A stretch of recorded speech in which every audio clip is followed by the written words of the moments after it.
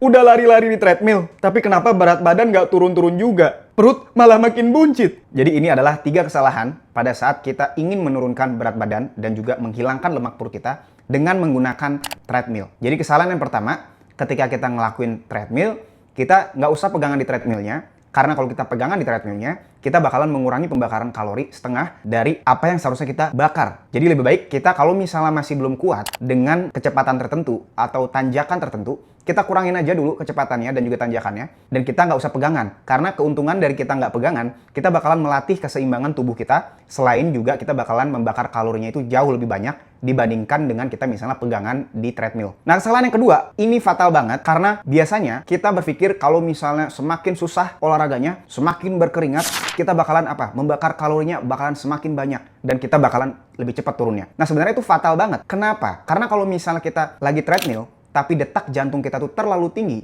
melebihi dari zona pembakaran lemak, kita bakalan menggunakan sebagian besar energi kita itu dari gula yang berdampak kepada diet kita. Kita akan cenderung pengen yang manis-manis setelah melakukan olahraga tersebut dan kita bakalan lebih susah untuk berada di dalam keadaan kalori defisit. Setelah olahraga, biasanya kita bakalan jadi apa? Jadi lemes.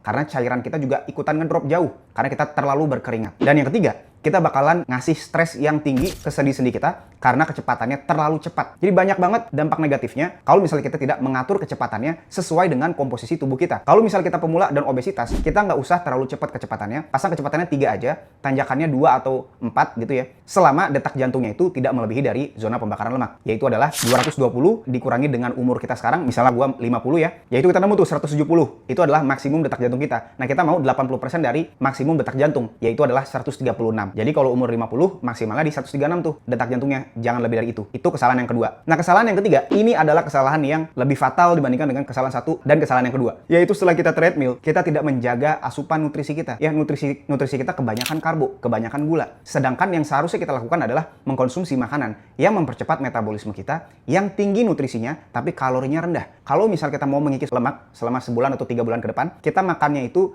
sebulan sekali atau 2 bulan sekali aja. Sisanya kita makan makanan yang bernutrisi dan juga rendah kalori. Nah, kalau misalnya teman-teman masih bingung, pengen turun berat badan biar kayak gua ini ya, yang awalnya 30% gini ke kadar lemak 15%, atau klien gua yang ini selama sebulan aja gua coaching itu turun 10 kg dan juga lingkar perutnya turun 11 cm, ataupun yang lainnya ya, 4 bulanan gua coaching itu lingkar perutnya dari obesitas banget, sekarang udah turun, udah ke kadar lemak 20%. Nah, kalau misalnya teman-teman mau dibikinin program dietnya, apa aja sih makanan yang kita wajib konsumsi setiap harinya, dan apa aja yang kita wajib stop dulu sementara, cara masaknya, kalau kita lagi di luar itu makannya apa aja, termasuk juga ojek online-nya pesan apa, dan juga program latihan harian di rumah ataupun di tempat gym itu ngapain aja setiap harinya. Kalau misalnya teman-teman tertarik dibikinin itu semua dan dibimbing langsung, teman-teman bisa langsung daftar aja di link di bio profil gua.